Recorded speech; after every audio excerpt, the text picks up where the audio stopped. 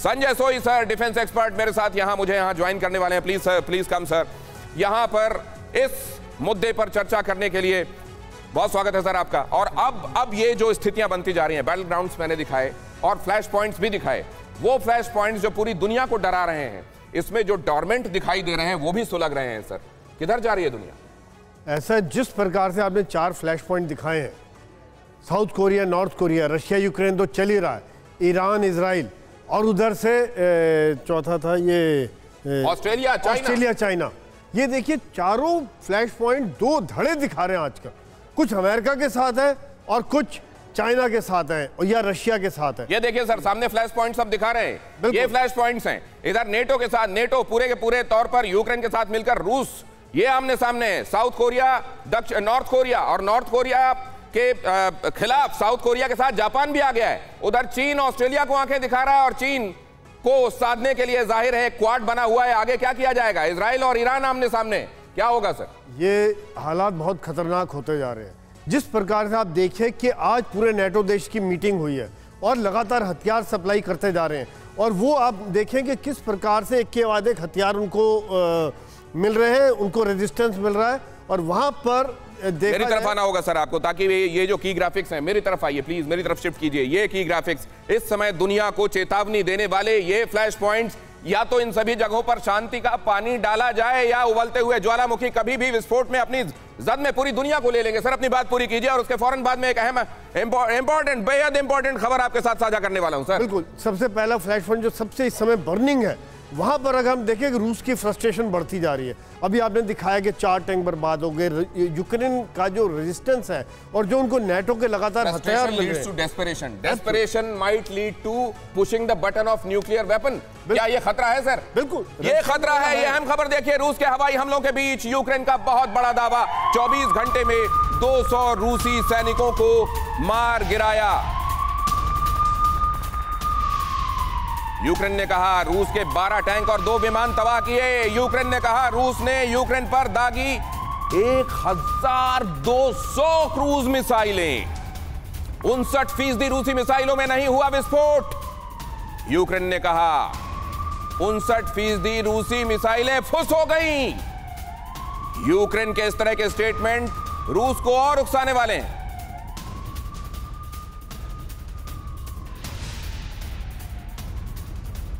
तो जैसा मैं आपको बता रहा था, अब एक और दूसरी अहम खबर की तरफ आपको लिए चलता हूं, और वो अहम खबर क्या है? वो अहम खबर यह है कि नॉर्थ कोरिया ने जो किया है वो पूरी दुनिया के लिए एक बहुत बड़ा अलार्म है, क्योंकि नॉर्थ कोरिया ने इंटरकॉन्टिनेंटल बैलिस्टिक मिसाइल टेस्ट की है, जिसकी मिनिमम दूरी होती है 5500 किलोमीटर।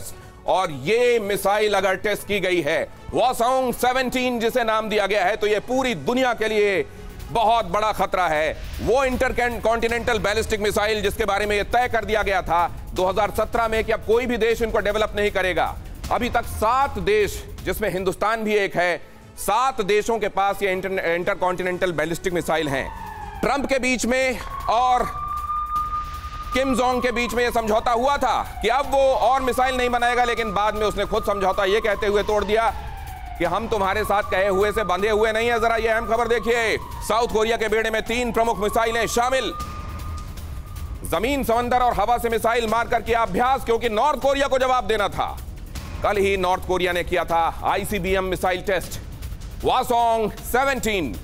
यूक्रेन के बाद अब नॉर्थ और साउथ कोरिया में भी तनाव बनने लगा, और साउथ कोरिया के साथ खड़ा हुआ है जापान भी। यहां जरा इसके मायने समझने के लिए अपने मेहमानों के पास आता हूं मैं।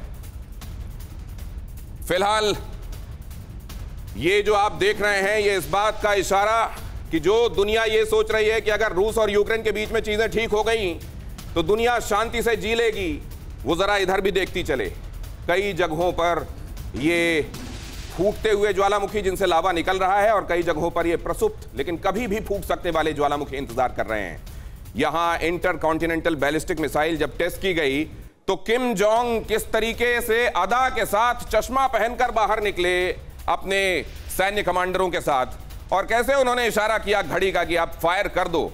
ये धौंस किसके लिए थी वो हम समझेंगे, लेकिन जरा कपिल कुमार साहब इतिहासकार हमारे साथ जुड़े हुए हैं। सर, ये दुनिया इतिहास से कोई सबक लेती हो, ऐसा मुझे तो नहीं लगता सर। ना लेती है, फिर फंसती है। अभी आप कुछ फ्लैश पॉइंट्स भूल रहे हैं। एक और बहुत बड़ा जो डेंजर दुनिया के सामने है, जिसको कि बैकग्राउंड में इस समय डाल दिया गया है, वो जो टेररिज्म है दुनिया के अंदर, जो ISI है, वो क्या चुप बैठेगा? राइट। पूरा एरिया जो है सीरिया का और उधर का एरिया जो है वो मौका देख रहा है। दूसरा कॉन्ट्रडिक्शन मत भूलिए नाटो में, क्या टर्की जो है वो ग्रीस के अंदर जो नीचे आइलैंड्स पे अपना कब्जा जमाता है, वो क्या छोड़ देगा उसको? जो होते हुए उसके ऊपर वो कर रहा है। नाइजीरिया को मत भूलिए, जो नाइजीरिया के अंदर तमाम उधर नीचे टेररिज्म और रोज अटैक्स होते हैं। तो ये जो, और देखिए होगा ये इसके अंदर कि हर कोई अपनी डपली बजानी शुरू करेगा। जहां उसको, जिसको ये लगेगा कि मैं हाथ मार के कुछ भी हासिल कर सकता हूं, वो उसको, क्योंकि यूएन आपकी रिडेंडेंट हो चुकी है। यूएन को तो, इन लोगों को, यूएन को जो है पूरा डिसबैंड करने का डिक्लेरेशन दे देना चाहिए उसके अंदर। और अमेरिका का जो रोल है, देखिए जिस दिन जेलेंस्की ने भी ये कह दिया था कि मैं नाटो में हम नहीं जाना चाहता, और इन्होंने कह दिया हम तुम्हें नाटो में लेना नहीं चाहते, क्यों नहीं ऐसा पीस प्रपोजल आया कि भाई अब बेसिक जो आपका रूस का आपका वो था वो खत्म हो गया है, आप सीज फायर करिए, खत्म करिए इस चीज को। लेकिन वो करने की जगह नाटो ने उसे प्रवोक किया कि हम रोज ये भेज रहे हैं, आज ये भेज रहे हैं, आज भी वही करेंगे जो बाइडेन जो है। ये एक ग्राफिक्स आपके सामने, ये आपको बता देगा दुनिया में इस समय किस तरह के इक्वेशंस बन रहे हैं। नॉर्थ कोरिया साउथ कोरिया के हिसाब से ये जो बहुत सारे फ्लैश पॉइंट्स आपको अभी गिनाए गए, ये हर एक फ्लैश पॉइंट अपने आप में उतना मादा रखता है कि एक वर्ल्ड वॉर की तरफ दुनिया को ले जाए। लेकिन ये एक अहम फ्लैश पॉइंट की तरफ मैं आपको लेकर आया हूं। इंटरकॉन्टिनेंटल बैलिस्टिक मिसाइल का टेस्ट किया गया, तो साउथ कोरिया ने जवाब देते हुए जमीन से, हवा से, समंदर से मिसाइल टेस्ट कर दिया कि सिर्फ तुम नहीं हो, हम भी हैं कुछ। और जापान भी उसके साथ सामने आया। उसने किम जोंग के इस कदम की भरपूर आलोचना की है। घातक मिसाइलों के साथ उधर साउथ कोरिया ने अपना दम दिखाया है। अमेरिका से तनातनी के बीच ये मिसाइल टेस्ट किया गया है। यवोंग 2 पहले की गई थी टेस्ट, और अभी देखिए 17 टेस्ट की गई है। और कई मिसाइलें यहां पर ये बता रही हैं कि आने वाले दिनों में साउथ कोरिया ने इधर योनम 2 टेस्ट किया है। ATACMS और JDAM मिसाइलें दागी हैं, और ये हवा, जमीन, पानी से दागी जाने वाली घातक मिसाइलें हैं। ये जवाब है ह्योंग 17 का। और उधर जापान साउथ कोरिया के साथ खड़ा हुआ है, नॉर्थ कोरिया को आंखें तरेरने में। अमेरिका के साथ ठनी हुई है नॉर्थ कोरिया की, बहुत दिनों से एक्सिस ऑफ इविल तक बताया जा चुका है, ये सब आप जानते हैं। और इस बीच हमारे साथ यहां शेखर सिन्हा सर जुड़ रहे हैं, vice admiral Shekhar Sinha sir. ये अब सवाल ये है कि ये तो पूरी दुनिया देख रही है, कहीं कोई ऐसा भी है सर जिसके कहने पर ये सब रुक सकते हैं, या ऐसा कोई पावर दुनिया में आपको नजर आता नहीं?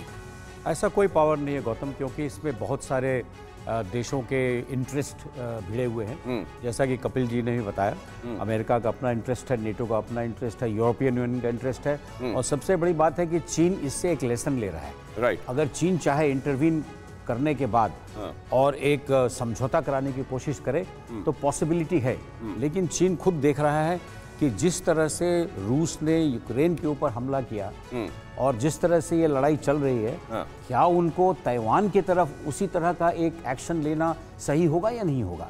तो चीन इस बात पे मंत्रणा कर रहा है और मंथन कर रहा है कि क्या आने वाले दिनों में अपने आप को वो इतना एग्रेसिव कर सकता है कि ताइवान को जो लगातार वो आंखें तरेर कर धमकाता रहा है, आने वाले दिनों में वो उस पर आक्रमण भी कर दे। क्योंकि आप जानते हैं जब से यूक्रेन वाला ये मसला हुआ है, चीन ने कई बार अपनी ताकत को टटोला है और ताइवान को धमकाया है। क्या वहां पर भी ये फ्लैश पॉइंट कभी भी एक्टिवेटेड हो सकता है? परवाह देश की, सोमवार से शुक्रवार रात 10 बजे TV9 भारतवर्ष पर।